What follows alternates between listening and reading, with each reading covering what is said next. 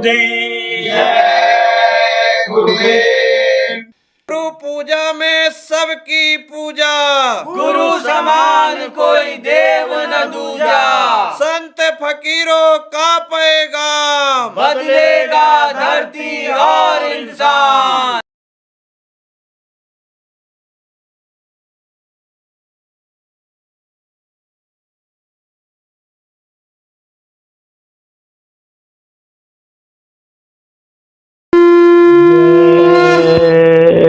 गुरुदेव। इससे विनती मैं करूं, समर्थ जय गुरुदेव। निज जन जानि उबारहु, हे देवन के देव।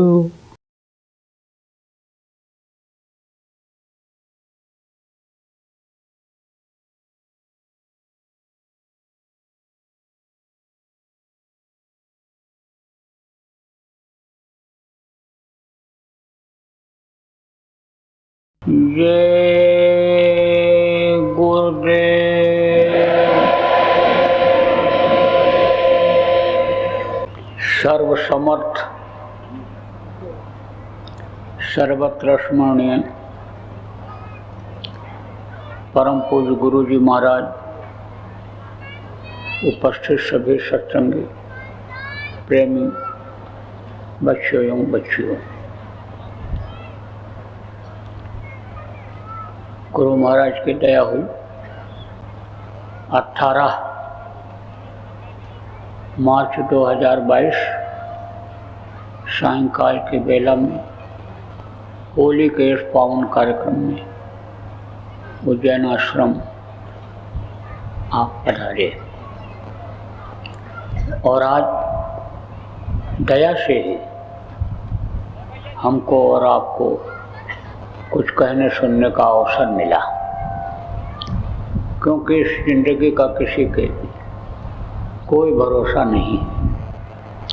पहले एक समय ऐसा था कि बाप के सामने लड़का मर जाए तो राजा से सवाल लोग करने लगते थे कि तुमने कोई अत्याचार, अन्याय, अनीति किया होगा कि अनहोनी हो गई। बाप के सामने लड़का मर जाए तो अनहोनी मानते थे। यह बिल्कुल निश्चित रहता था कि सब लोग उम्र पूरी करके ही जाएंगे। बीच में शरीर नहीं छोड़ता था लोगों का। बचपना, जवानी यानी बुढ़ापा आती ही आती थी।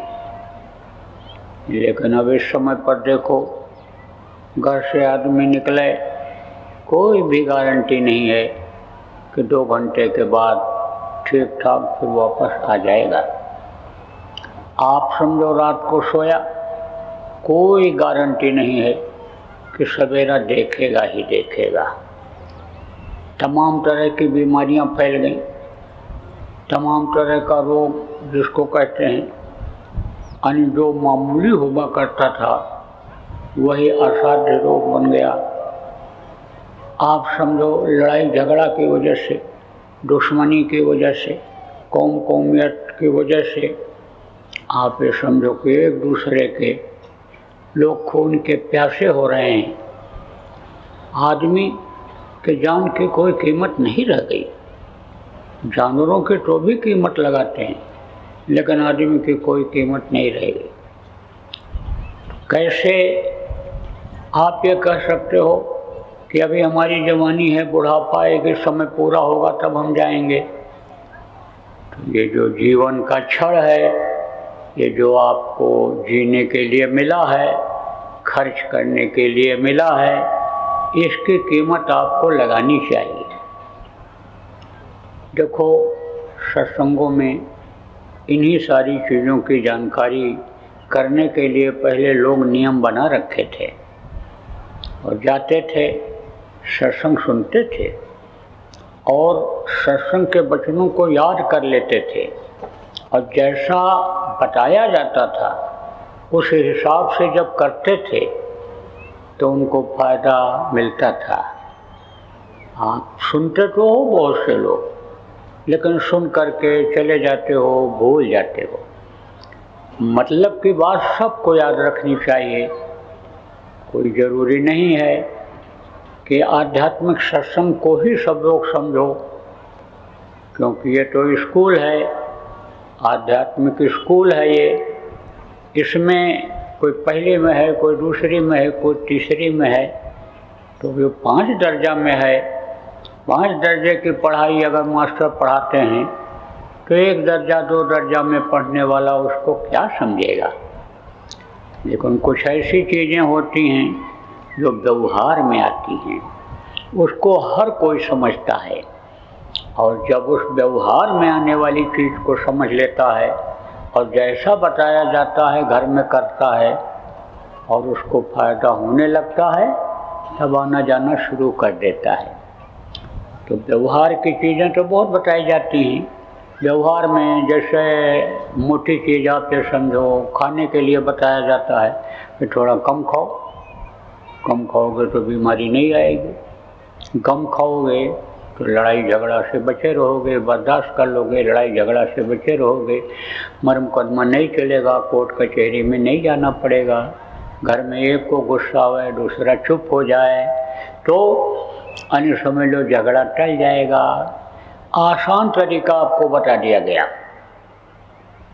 कि एक को गुस्सा आवे, किसी को भी, किसी के ऊपर आवे परिवार में, तो जिसके ऊपर गुस्सा आवे उसको भजन पर बैठ जाना चाहिए। ऊपर से कपड़ा तुरंत डालो, आंख बंद करो और कान में उंगली लगा करके थोड़ी देर बैठ जाओ। तो गुस्सा क्या होता है, क्रोध क्या होता है, ये है अग्नि होती है। खून इसमें गर्म हो जाता है और खून जब गर्म होता है, कोई भी चीज़ जब गर्म होता है तब वो बढ़ता है। जैसे गर्मी से साइकिल की ट्यूब में हवा बढ़ जाती है, गाड़ी के ट्यूब में हवा बढ़ जाती है तो साइकिल ब्रस्ट हो जाती है, फट जाता है टायर। ऐसे कहीं न कहीं से वो हवा निकलती है जो बढ़ जाती है। इसी तरह से खून जब गर्म होता है तो वो आवाज़ के रूप में मुँह से निकलता है। आप ये समझो गर्मी निकलती है। तो गुस्सा किसी किसी को बहुत आता है, तो वैसे तो ये कहा जाता है कि भाई गुस्से को पी जाओ, लेकिन नहीं पी पाते हैं गुस्से को। तो बचाने के लिए लड़ाई झगड़ा झंझट, टेंशन फ्री जिसको कहते हैं, कोई टेंशन न रहे, उसके लिए आप जो है बैठ जाओ, ऊपर से डालो कपड़ा, आंख बंद करके, मुंह बंद करके, कान में उंगली लगा करके और भजन पर बैठ जाओ। तो न देखोगे, अरे देखोगे तभी तो आपको गुस्सा आएगा कि आंख दिखा रहा है, हाथ से इशारा कर रहा है, थप्पड़ दिखा रहा है, डंडा दिखा रहा है, लठ जिसको कहते हो दिखा रहा है, मार देंगे, काट देंगे और ये है वो है। तो जब देखोगे नहीं तो गुस्सा नहीं आएगा आपको। और जब सुनोगे नहीं क्या कह रहा है, कुछ भी कहे, आंख बंद कर लो, दुनिया सोनी है, कुछ नहीं है, कान बंद कर लो, कुछ न सुनो, कोई कुछ भी कहे, क्या पता अपनी मस्ती में मस्त रहोगे तो झगड़ा झंझट टल जाएगा। अब ये बातें बताई तो जाती हैं, कोई नई बात नहीं है। आप में से बहुत से लोग ऐसे हो कि जो इन बातों को पिछले सत्संगों में भी सुने हो, लेकिन सुनते हो एक कान से, दूसरे कान से निकाल देते हो और फिर हमसे शिकायत करते हो, झगड़ा हो गया, नाराज होकर बहू चली गई, कोई कहता है कि जो है लड़का घर से भाग गया, कोई कुछ तरह तरह की शिकायत करते हो। तो सत्संग इसीलिए सुनाया जाता है, सत्संग में अच्छी बातें इसीलिए बताई जाती हैं कि उन बातों को अमल करें लोग, जैसा बताया जाए वैसा करें। अब आपको पहले बार जो आए हो, विश्वास कैसे होगा कि ये सही बात कह रहे हैं, ऐसा होता ही होता होगा, तो करके देख लेना। और इस समय पर तो कोई घर ऐसा बाकी नहीं कि जिनमें कुछ कुछ लड़ाई झगड़ा महीने में एक बार हो न जाए। अब कुछ घर तो ऐसे हैं जिनमें रोज कुछ कुछ, रोज लड़ाई झगड़ा, रोज छीं पूं, बच्चे एक दूसरे का गाल बाल नोचते रहते हैं। परीक्षा करके देख लेना। आप यह भी करके देख लो कि जो मन कहता है खाने के लिए उसको उस समय मत खाओ। अगर इच्छा जगी, मन ने कहा ये चीज़ खाओ, तो ज़्यादा खा जाओगे, यह निश्चित है। जब ज़्यादा हो जाएगा, कोई चीज़ जब ज़्यादा हो जाती है, गाड़ी देखो लोहे की होती है, उस पर लोड जब ज़्यादा पड़ता है तो वो भी रुकने लगती है। तो यानी बीमारियों से बचत होगी, बर्दाश्त करोगे, लड़ाई झगड़ा से बचत होगी। आपको समझने की ज़रूरत है प्रेमियों, ज़्यादातर समस्याएं आजकल यही हैं। तकलीफ़ शरीर से है लोगों को, दिल दिमाग से है लोगों को। दूसरा, ऐसे में कहते हैं कमाता बहुत हूँ, बरकत नहीं मिलती है। उसके लिए आप देखो कि भाई मैं मेहनत का ही ला रहा हूँ या यानी मेहनत की कमाई से यानी ज़्यादा हम ला रहे हैं। ये देखो आप कि कहीं हम झूठ बोल के तो नहीं ला रहे हैं, बेईमानी करके तो नहीं ला रहे हैं, चोरी करके तो नहीं ला रहे हैं, ठगी करके तो नहीं ला रहे हैं, धोखा देकर तो नहीं ला रहे हैं। हाँ, कैसे रहा है? दिल दुखा करके लाया हुआ कोई भी पैसा सुखदायी नहीं होता है, शांत से नहीं बैठने देता है, बच्चों का दिल दिमाग बुद्धि सही नहीं रखने देता है। जहाँ भी यानी हराम का पैसा लगता है, यानी समझो कि वहाँ सत्यानाश ही होता है। इसीलिए कहा जाता है कि भाई हक और हलाल की कमाई करो। देखो प्रेमियों, बरकत खास चीज़ होती है। रुपया पैसा बहुत दे दिया जाए लेकिन बचत न हो, कमी बराबर बनी रहे, तो समझ लो कि बरकत हमारी छीनी हुई है। बरकत पाने के लिए मेहनत की कमाई में से इसीलिए पहले के समय में लोग कुछ अच्छे काम में लगा देते थे। अच्छा काम क्या है? किसी को रोटी खिला दिया, पानी पिला दिया, कपड़ा दे दिया, दुखी है इलाज करा दिया। आप ये समझो बहुत परेशान है और है आपके पास, तो उसको उस हिसाब से यानी आपने मदद कर दिया। तो उससे क्या होता था? लेना देना भी अदा होता था। पहले तो लोगों को मालूम हो जाता था कि हमारे पास अच्छे कर्म कितने हैं और बुरे कर्म कितने हैं। लेकिन इधर जब से ये 5वें गुरु आए अर्जुन देव जी, यानी समझो उन्होंने इस सिस्टम को बदला और तब से अंदर में जमा होता है। उसको पता नहीं चलता अच्छा बुरा करने वाले को। अच्छा अपने समझ से करता है लेकिन बुरा हो जाता है, और बुराई में भी अच्छाई आ जाती है। मोटे तौर से आपको बताऊं कि जीव हत्या करना बहुत बड़ा पाप होता है। किसी भी जीव की हत्या करो पाप होता है, और मानव हत्या करना ये तो और बहुत बड़ा पाप है। आप ये समझो कि जैसे कोई आदमी हो और किसी नदी के घाट पर बैठा हुआ हो और आप ये समझो कि उसको रोक दिया जाए, बिल्कुल पार होने का ही है, नाव लगने ही वाली है, जाने का है, और उसको फिर वापस भेज दिया जाए भटक करके। किसी तरह से पहुंचा था वहाँ पार होने के लिए और फिर वो भटक गया, भटकाव में आ गया, तो वो पाप माना जाता है। कहते हैं ये अच्छा काम नहीं किया, उसको फिर भरमा दिया इधर। ऐसे ही एकदम से ये जो मनुष्य शरीर है, ये है, इस शरीर में जो जीवात्मा है एक तरह से घाट पर बैठी है पार होने के लिए। और मनुष्य शरीर से ही किया जा सकता है। मनुष्य शरीर से ही जीवात्मा को 84 से मुक्त किया जाता है, स्वर्ग वैकुंठ से छुटकारा दिला करके अपने जय गुरुदेव राम सतलोक जिनको कहते हैं वहाँ पहुँचाया जा सकता है, और कोई रास्ता नहीं है। इसीलिए देवी और देवताओं के ऊपर, इनसे ऊपर जो समझो जीवात्माएँ पड़ी हुई हैं, उन पर भी जब संतों की दया हो जाती है, वक्त के सद्गुरु की दया हो जाती है, तो नीचे मनुष्य शरीर ही दिलाते हैं। अब उसको आपने ख़त्म कर दिया, मानो मंदिर को ढहा दिया, तो ये तो बहुत बड़ा पाप है, पाप है। लेकिन अगर किसी को फांसी होने जा रही है और झूठ बोलना पाप माना गया है, और आपने झूठ बोल करके उसकी जान बचा लिया, तो झूठ बोले जो पाप है, वो जो आपने पुण्य किया, उसके जीवात्मा की रक्षा किया, शरीर की रक्षा किया, वो उससे ज़्यादा पुण्य बन जाएगा, उस पाप से ज़्यादा पुण्य बन जाएगा, और वो पुण्य आपके लिए भी, आपके लिए फ़ायदेमंद होगा।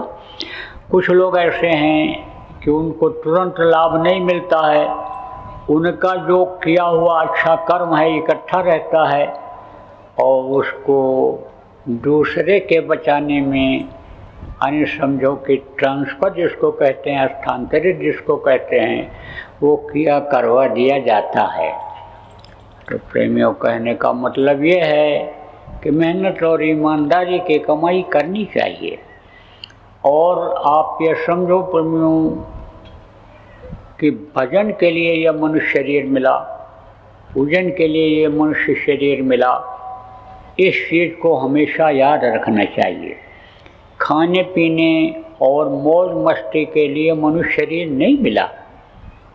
देखो, जानवर हैं, पक्षी हैं, वो भी खाते हैं, पेट भरते हैं और बच्चा पैदा करते हैं, दुनिया संसार से चले जाते हैं, लेकिन मनुष्य उनको भी खिला सकता है, मनुष्य उनकी भी रक्षा कर सकता है, उनकी बचत कर सकता है।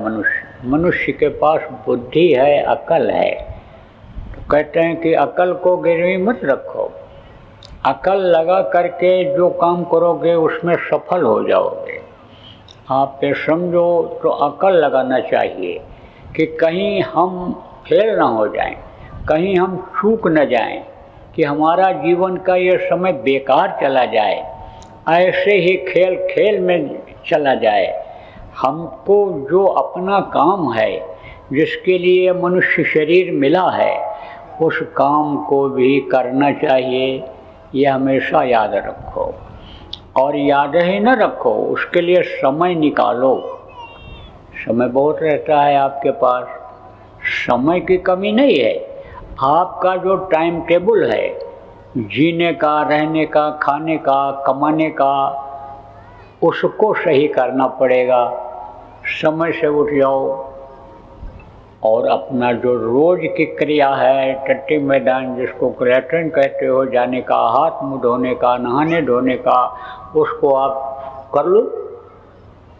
स्वस्थ है शरीर, मौसम सही है तो नहा लो, और फिर अपना सुमिरन, ध्यान, भजन समय निकाल करके कर लो। काम सब करो, लेकिन समय से करो, और याद रखो कि समय निकल रहा है। यह समय जो हमको तैयार होने के लिए, लैट्रिन जाने के लिए, नहाने के लिए, खाने के लिए, भजन करने के लिए मिल रहा है, उस समय को हम छोड़ दें, निकाल दें, तो आगे समय मिले कि न मिले। मान लो दफ्तर में काम करते हो, अचानक साहब का बुलावा आ गया कि आज थोड़ा जल्दी आ जाओ, ज़रूरी काम आ गया है, और आप तो इस चक्कर में हो कि 9 बजे हम चलेंगे, 10 बजे दफ्तर पहुंच जाएंगे, उस हिसाब से हम तैयारी करेंगे, तो आपका सुमिरन छूट जाएगा, आपका ध्यान भजन छूट जाएगा।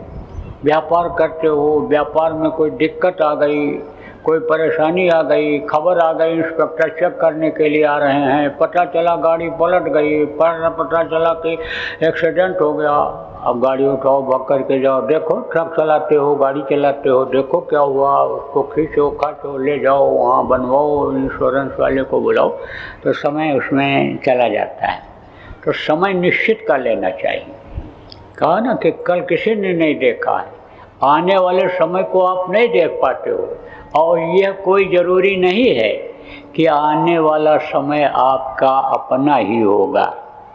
आज का ये जो समय है, आपने देखा यह हमारा समय रहा, अब आज यह आखिरी कार्यक्रम है, इसके बाद आप घर जाओगे, तो कोई ज़रूरी है कि दिन भर का समय आपके पास रहे ही रहे।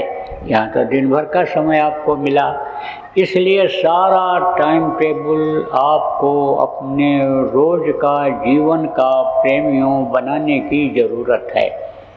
देखो सत्संग तो बहुत सुनाया गया, और हरि कहा गया ना, हरि अनंत हरि कथा अनंता, यानी हरि किसको कहा गया? उस प्रभु को ही कहा। अनामी प्रभु सत्पुरुष को ही कहा गया, हरि उसी का नाम लिया। कहा ना कि 100 करोड़ नाम लाख नाम कृष्ण के, उन्हीं में से एक हरि नाम लिया उनका। तो हरि अनंत, उसका अंत नहीं है। किसका? अनामी प्रभु का, अनामी धाम का, उसका कोई और छोर नहीं है कि कितना बड़ा है, गिनती ही नहीं है उसकी कोई, कि इतना पालंग होगा, इतना योजन होगा। उधर योजन और पालंग से नाप होती है, जैसा यहाँ फीता से, इंची से, मील और फलरांग से आप नापते हो, किलोमीटर से नाप करते हो जगह की, ऐसे उधर पालंग और योजन से नाप होती है। कोई तो कहा अनंत है वो। आप ये समझो, जिसका कोई अन्य समझो कि अंत नहीं है, जिसका कोई वर्णन नहीं किया जा सकता है।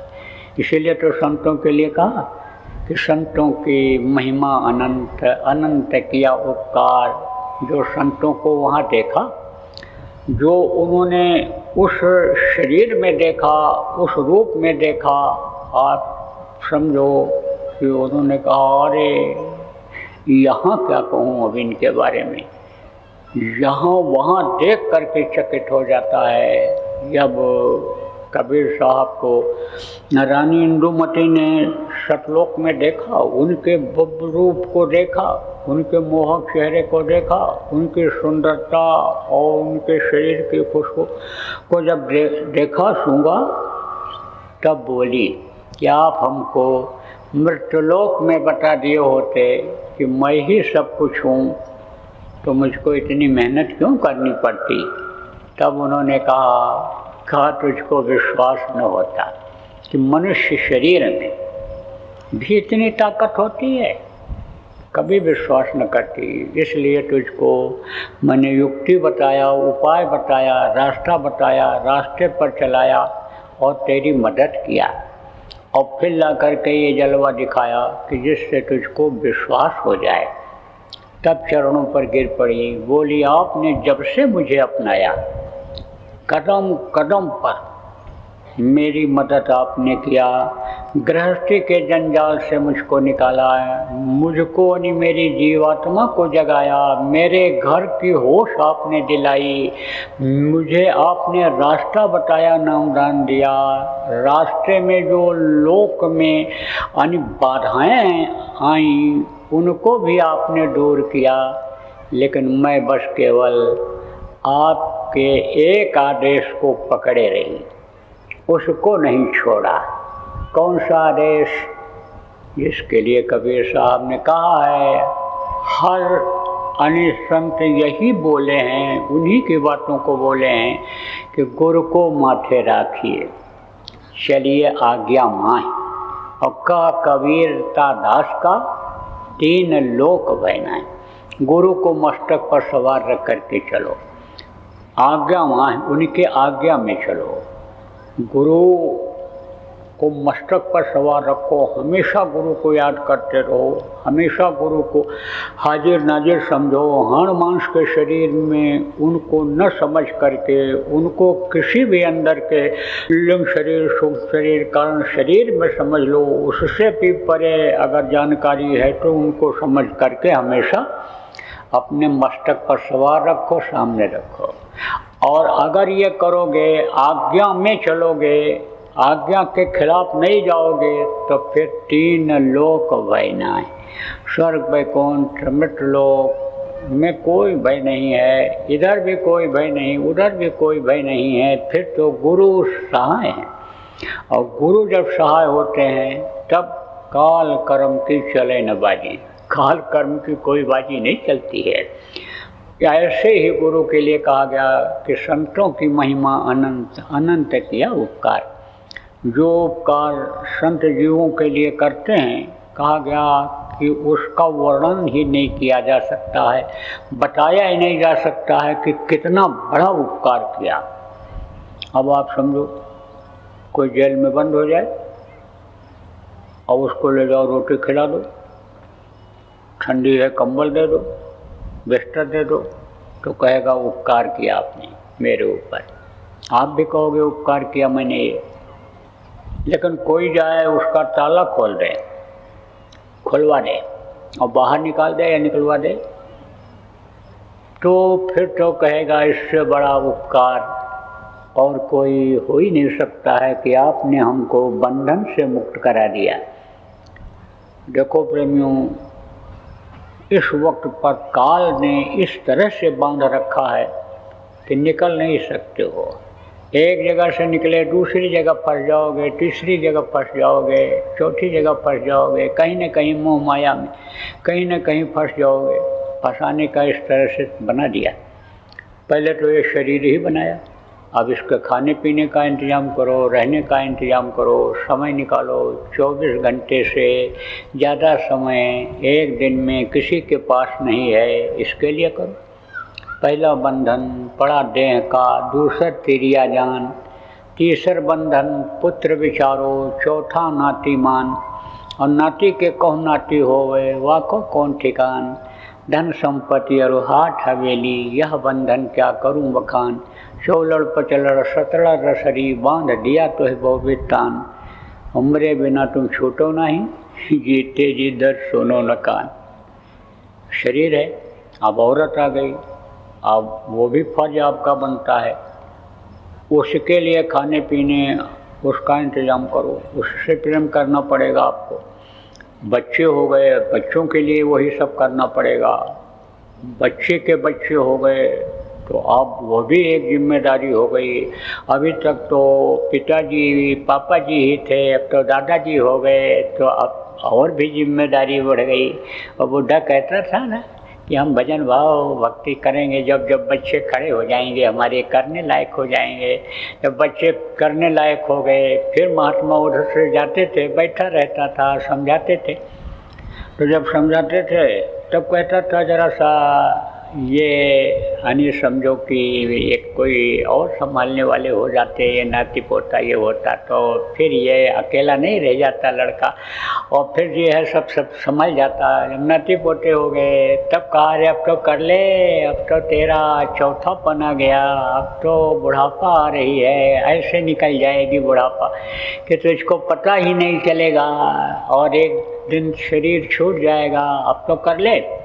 तब कहा कि मैं ही तो रखवाली करता हूँ घर की, रात भर जगता हूँ, ये सब सो जाते हैं, सब उसकी माँ भी सो जाती है, पोते की रोता है तो मैं ही उसको खिलाता हूँ, चुप करता हूँ। अब ये सब क्या है? ये बंधन है। आदमी सोचता तो है कि हम बस अब इसके बाद कर लेंगे, ये बंधन हमारा कट जाए, ये जिम्मेदारी हमारी ख़त्म हो जाए, लेकिन वो जिम्मेदारी और बढ़ती चली जाती है। आप ये समझो कि उसी को सब कुछ मानने लग जाता है। अगर निकलना चाहे तो निकलने का बहुत रास्ता है, जिम्मेदारियां देता जाए, अपने हाथ में सब जिम्मेदारी न रखे। धीरे धीरे बच्चे जो करने लायक हैं, पोते जो करने लायक हैं, बहू जो करने लायक है, उसको जिम्मेदारियां देते जाए, सब अपनी अपनी संभाल लेंगे। सास और बहू से झगड़ा क्यों होता है? इसीलिए होता है कि बहू अपनी चलाती है मेरी ही चले, और सास अपनी ही चलाती है मेरी ही चले, मेरे कहने में बहू चले।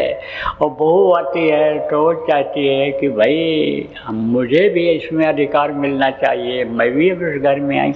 वो लड़ाई झगड़ा कुछ कुछ हो जाता है। अक्सर होता है। छोटे घर में भी सास बहू में, बड़े घरों में भी सास बहू में झगड़ा होता है।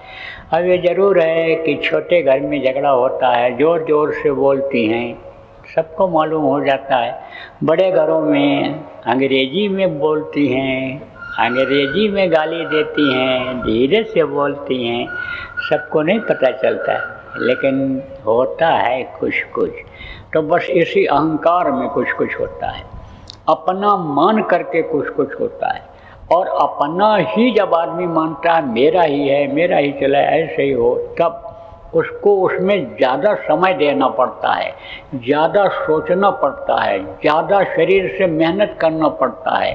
तो उसी तरह से फंसता जाता है जैसे मकड़ी अपने ही जाल में, यानी अपने सुख के लिए बनाती है, लेकिन जाल में फंस करके ख़त्म हो जाती है। तो धन संपत्ति और हाथ हवेली, धन संपत्ति हो बढ़ा लो आप, हाथ हवेली, हाथ मतलब दुकानें बनवा देते हैं लोग, हवेली मतलब मकान, कोठी जिसको कहते हो, बिल्डिंग, ये सब हो जाए तो उसके लिए भी इसी में से समय निकालना पड़ेगा। और अगर प्रभु को याद भी करता है आदमी, सुमिरन भजन करता भी है, तो वही याद आता है, बहुत दिन हो गया उधर गए नहीं, चल के देख आए, रंगाई पुताई के लायक हो गया होगा, टूट फूट गया हो तो मरम्मत कर दें, कोई कमरा खाली है, फ्लैट खाली है, किराया दे दें, अब की बार किराया बढ़ा के लेंगे, यही सब दिमाग में आता रहता है। 16 पचड़ 17 रसरी, काम क्रोध लोभ मोह अहंकार, ये सब क्या हैं? ये सब जो है ये रस्सी हैं, ये जकड़े हुए हैं, इसको जीवात्मा को निकलने नहीं देने के लिए जकड़े हुए हैं। ये जो आप पे समझो कि ये जो 5 भूत जो कहे गए, ये इसको जकड़े हुए हैं। तो 14 15 17 रसरी बांध दिया तो है वो बेतान, मरे बिना तुम छूटो नहीं। अगर आपने ध्यान नहीं दिया तो इन्हीं बंधनों में बंधे बंधे ख़त्म हो जाओगे। जब शरीर छूट जाएगा तब इनसे छुटकारा मिलेगा। लेकिन अगर तरीका मालूम हो गया कि बंधन से इस तरह से निकलते हैं तो बंधन से मुक्ति हो जाएगी। तो मुक्ति का रास्ता कौन बताता है? बंधन से निवृत्ति, बंधन से छुटकारा बतलाना कौन बताता है? संत बताते हैं, सद्गुरु बताते हैं। उनके बताए अगर रास्ते पर चला जाए तो इस बंधन से वो धीरे धीरे धीरे निकाल लेते हैं। तो इधर का भी बंधन काटते हैं और 4 शरीर के अंदर में जो जीवात्मा है, बंध है, उस बंधन को भी कटवा देते हैं और कटवा करके जीवात्मा को निकाल ले जाते हैं। बहुत बड़ा उपकार करते हैं। आप देखो जितने भी संत हैं सब ने तकलीफें झेली, किसके लिए? अपने लिए नहीं। सबसे पहले तो उन्होंने अपना काम बनाया, उसके बाद में फिर जीवों के लिए काम शुरू किया। तो जीवों में इतनी मैल थी, इतनी गंदगी थी कि वो सब उनको धोना पड़ा। यानी आप ये समझो, कहते हैं कि जैसे कोई ठोस हो जाता है, सोंठ ठोस होता है, तो समझो कि ऐसे जीव हो गया, कुछ सुनने को नहीं तैयार कर्मों के आधार पर। लेकिन बार बार मैल यानी रगड़ करके छुड़ाने में बहुत मेहनत किया। आप समझो बार यानी समझो कि सत्संग सुनाया, घर घर जगाया, अलख जगाया, और फिर उसके बाद में तब उनके अंदर चैतन्यता आई। जय गुरुदेव। अभी आपने बाबा उमाकांत जी महाराज के सत्संग को सुना। बाबा जी अन्य किसी से चंदा न लेकर अपने प्रेमियों के सहयोग से देश विदेश में तमाम जनहित के काम करते हुए सभी तरह की तकलीफ़ों को दूर करने व प्रभु के मिलने का उपाय बताते हैं। आप इस जीवन के इस बचे हुए समय में समय निकालकर बाबा जी से ज़रूर मिलिएगा। आपके सुझाव के लिए व्हाट्सएप नंबर 9575600700। जय गुरुदेव, जय गुरुदेव।